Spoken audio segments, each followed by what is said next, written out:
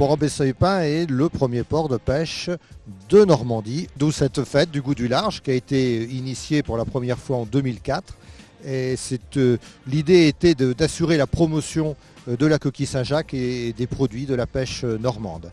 C'était aussi l'occasion de mettre en valeur notre port de pêche qui a conservé toute son authenticité, justement grâce à ces bateaux de pêche. Et nous sommes extrêmement attachés à cette image de port de pêche typique, de port de pêche normand, qui assure sa vitalité à longueur d'année, que ce soit l'hiver, l'été, que ce soit sous semaine ou le week-end, il y a toujours une activité à Port-en-Bessin, justement grâce à la pêche.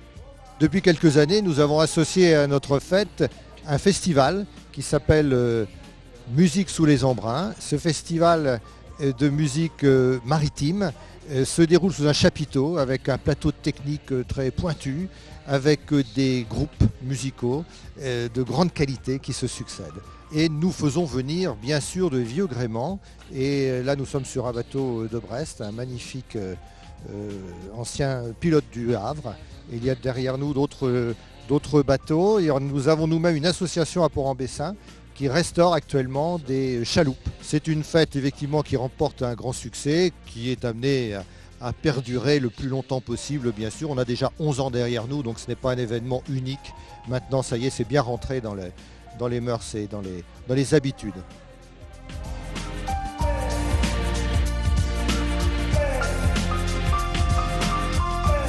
On fait partie quand même du point des sites touristiques, des points de visite du centre culturel de Port-en-Bessin. C'est-à-dire dans la semaine, il y a des cars qui viennent, ils visitent le chantier, ils posent des questions.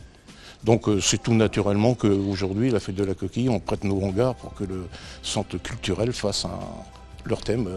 Et d'ailleurs, le thème est essentiellement sur notre métier. C'est un atelier qui construit des bateaux de pêche, essentiellement des bateaux de pêche. On a construit de 10 mètres jusqu'à 16 mètres. On fait aussi la restauration et la transformation des bateaux de pêche.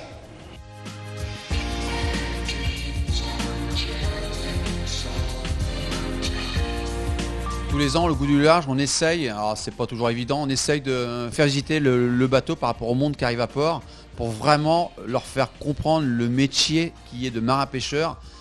Non par rapport à ce qu'ils entendent à la télé, parce qu'on a toujours l'impression qu'on est destructeur, qu'on détruit les fonds, on n'est pas responsable.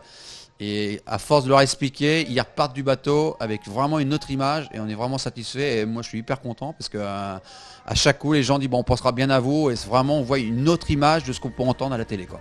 Et ça c'est hyper important. Donc à Port-en-Bessin on a la chance d'avoir toutes les entreprises navales, nautiques, électricité, mécanique navale. Donc on s'aperçoit de plus en plus qu'à Port-en-Bessin les bateaux d'extérieur viennent, et même les locaux, parce qu'en fin de compte tout y est à Port-en-Bessin. Il va y maintenant y avoir l'année prochaine un roulève, donc il y a encore plus la possibilité d'accueillir des bateaux d'extérieur et de port. Et à Port-en-Bessin, on a une criée aussi qui est assez performante. On a été une des premières criées informatisées et qui reste actuellement encore rentable et vraiment attractif, parce qu'on s'aperçoit qu'il y a de plus en plus de marailleurs et de poissonniers qui achètent à Port-en-Bessin.